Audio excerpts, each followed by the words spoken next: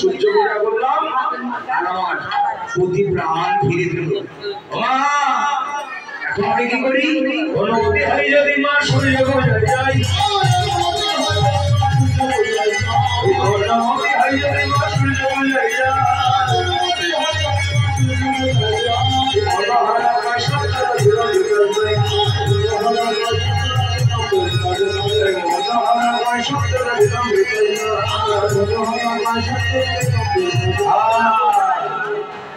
যখনই কথা বললো তুমি ধরা করে বোঝা করে আসো।